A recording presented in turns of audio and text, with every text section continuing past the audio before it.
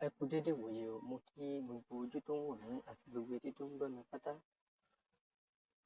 Ẹ káàbọ̀ sí ìkànnì Ọlásì TV. Ìta tó mú wá fún yín lénìí, òun náà ni ọ̀rọ̀ tí bàbá Hafsat tó bá ìkan lára àwọn sọ̀rọ̀sọ̀rọ̀ wa sọ nígbà tí wọ́n pè wọ́n. Ẹ farabalẹ̀ kẹ́tẹ́tí kẹgbọ́n tí bàbá Hafsat sọ lórí déètì tí wọ́n fẹ́ ṣe ìdájọ́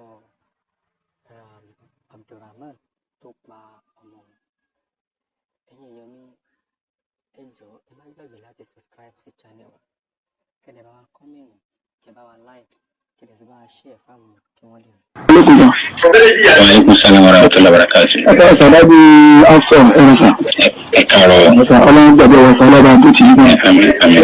Agbọ̀nà oyin tí ó ṣẹlẹ̀ sínú bí agbọ̀nà ẹ̀mí rẹ̀ mọ́ ńlá. Wà ní pẹ̀lú fún àtàbí olólùfẹ́ yìí náà. Ọlọ́run àdọ̀bà ọ̀rọ̀ ìyàwó yín lójú, àbá ọ̀rọ̀ yín lójú, àbá ọ̀rọ̀ yín nígbà tó gbé bí yín àgbẹ̀pẹ̀ náà háwọn ìlà karazi. Aláàjì mọ́ méje tó pè é gbogbo wa níbi ọ̀rọ̀ dé dúró nípa ọ̀rọ̀ arákùnrin.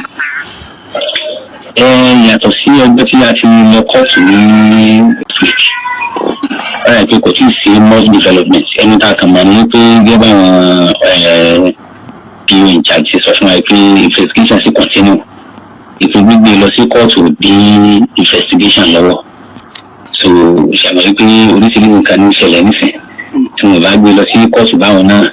Àwọn oríṣiríṣi àwọn ọmọ ìpínlẹ̀ àkọ́yẹ́ kó lo ìgbà báyìí níbẹ̀ ẹ̀ẹ́dẹ́ ti gbé lọ kóòtù ẹ̀kọ́ ní ìkọ́yẹ́ kó sun iye orin báyìí níbẹ̀ nìkan kan so kọ́ wa tún lè rán lọ́ọ̀yà mí náà tí wọ́n tún dìde pé èyí ṣe tí wọ́n cháàjì ẹ̀ sí kóòtù so ìdí nìyẹn tí wọ́n ṣe cháàjì ẹ̀ sí kóòtù so investigation sì tún kọ́ntínú lórí àwọn ààrẹ tó kù tí ò tí ì sọ ibo ni wọ́n wà lára ẹ̀yà ọmọ yìí so ṣùgbọ́n tí à ń gbọ́ ní stage tó dúró báyìí ọ̀sísì ní déètì tí wọ́n fún wa tẹ́lẹ̀tẹ́lẹ̀ 6th March ṣùgbọ́n báyìí à ń gbọ́ wọn àti ìsọfún ọ̀fíṣíálì wà á ń gbọ́ wípé wọ́n ní wọ́n sún sẹ́yìn pé déètì yẹn ò ní pé bí ọ̀sísì mọ́. Kò ní tọ́jọ́ yẹn mọ́. Kò ní tó ọjọ́ yẹn mọ́ tí wọ́n fi gbé wá sí kóòtù. Ṣé gbọ́ nísìn oṣù tó ń bọ̀ ni wọ́n ní kí wọ́n wá sí ilé ẹjọ́ wọ́n wá ń sọ nísìn pé ó ṣeé ṣe wípé àwọn ń gbọ́ fìdífìdí pé oṣù tó ń bẹ̀ yẹn kò ní tọ́ǹdì sísì yẹn mọ́ ó dà à ń gbọ́. Bóyá bẹ́ẹ̀ wá ní bóyá bẹ́ẹ̀ kọ́ àwọn arìntì wọ́n pẹ̀ ọ̀fíṣíálì tá a bá retí ti di bí ọ̀la Monday tí àbárí àwa náà tún kàn sí wọn pẹ̀lú ògo lọ́dọ̀ Ọlọ́run. So stage tí ó dé mọ̀ ọ̀rọ̀ tí a kan pàrọwà tí a ti fẹ́ ṣe ni pé àkọ́kọ́ kí Nigerian Police Force wọ́n gbìyànjú gan-an lórí ọ̀rọ̀ ọmọ yìí ó tó di pé wọ́n ti ríbi tí bó ṣe ṣe ọmọ gan-an wàhálà tí wọ́n ṣe bí òkèrè kódà ó tún fẹsẹ̀ wá rinlẹ̀ díẹ̀ lórí ìgbìyànjú Nigerian Police ní àwùjọ wa bí òfin ó sì fẹsẹ̀ múlẹ̀ bí law and order bí ó ṣe wà tí ó prevail ní àwùjọ wa so because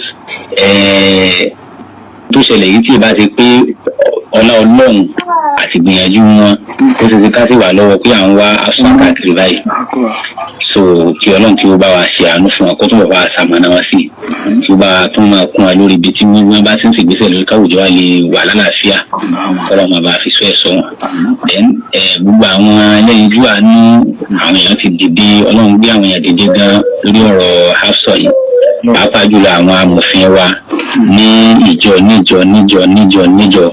so kọ́lọ́n kó bá wa ṣe àmàna kálukú ọmọ kálukú wa náà ní sọnù èyí tí à ń kílámọ̀ fún náà ní ìdájọ́ òdodo lórí ikú tí ọmọ náà fi pa ọmọ wa bẹ́ẹ̀ bákan náà a sì tún gbìyànjú èyí tí à ń ṣe yìí látàrí pé bóò ní rògbò sí tún ní ṣẹlẹ̀ mọ́ bóò ní nígbà tí ọmọ náà bá tún rìn tí tún wá ń sọ̀dí kásáwá rẹ̀ bíi Hafsa nínú ìgboro tí ń sọ agbádá sí wa sẹ́mọ̀ pé ìbànújẹ́ ayérayé ní ọmọ jẹ́ kọ́dà fún ẹni tí ó tí ì mọ́ ọmọ tí ẹ̀ pa.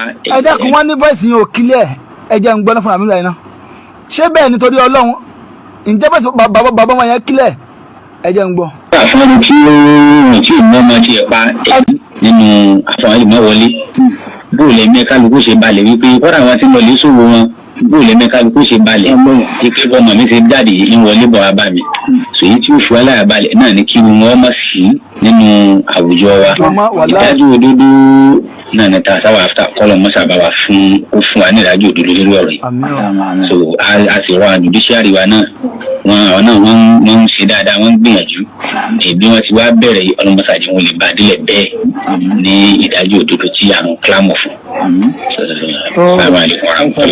Ọlọ́run bá wa dó tì ní agbára ọlọ́run pé ìdájọ́ òdodo yìí yóò ní agbára ọlọ́run. Nísìnyí ẹ̀ ń gbọ́ fìlìfìlì pé wọ́n fẹ́ sún gbẹ́jọ́ ẹ̀rọ sẹ́yìn kò ní tó on the 6 mọ́. Not official, wọn àti ìpè àwa officially. Ẹ ti ń gbọ́ ní. Àwọn ní wọn àti ìpè àwa officially. Ó sọ pé àwọn airsays wọn yẹn, àwọn news peddlers, àwọn oríṣiríṣi nǹkan tó máa ń ṣe lórí social media yẹn. Àwọn àfẹ́ máa tẹ̀lé ẹnu àwọn èèyàn ju bó ṣe yẹ lọ. Tá a bá gbọ́ látẹnu àwọn prosecutor àbí àwọn officer in charge, àwọn yẹn gángan lọ̀rọ̀. Sọ̀rọ̀ kí n jẹ́ kí wọ́n gbé rúmọ̀ pé bóyá Ìbàdàn ni ìrànwọ́ ta orí sí àbí kíní kankan wọ́n padà rìfúùtù ẹ̀ pé kò ń ṣe bẹ́ẹ̀ kò wí bẹ́ẹ̀. Títí bí bá a ti ń sọ̀rọ̀ yìí kò tí ì sọ̀bi tọ́ wà. Kò tí ì sọ̀bi tó rí wà. Títí di ìjẹta Friday. Bẹ́ẹ̀ lẹ́nu Friday sísìn olè tí wàá sọ̀rọ̀ àmọ́ wàá gbóyún pẹ̀lẹ́pẹ̀lẹ́ inshallah lẹ́nu àwọn IPO. Lágbára Ọlọ́run gbogbo náà ló gbúdọ̀ ká gbogbo ayé fẹ́ gbọ́. Àmín. Ẹ jẹ́ kí n bá ẹyin lẹ́kún lè rọ́jú wà ẹ̀tẹ̀ ń tọ́ba fẹ́ lómi kò ní lè sọ̀rọ̀ wàláhì. Ọlọ́run ọba tó máa ń fi ìdùnnú lọ́pọ̀ ìbànújẹ́ lọ́nà téèyàn rò kàn ọlọ́ba tó pèsè lágbára Ọlọ́run. Gbogbo alábàtà ọmọ náà àtàwọn àti àjọ pàdé ẹ̀ nínú àdéhùn fi dá sí i ọlọ́gbọ̀n Ọlọ́run. Ó bá ti dé sáà má dé tó máa pè ní sáà. Ó dá, ẹ kéèké sáà.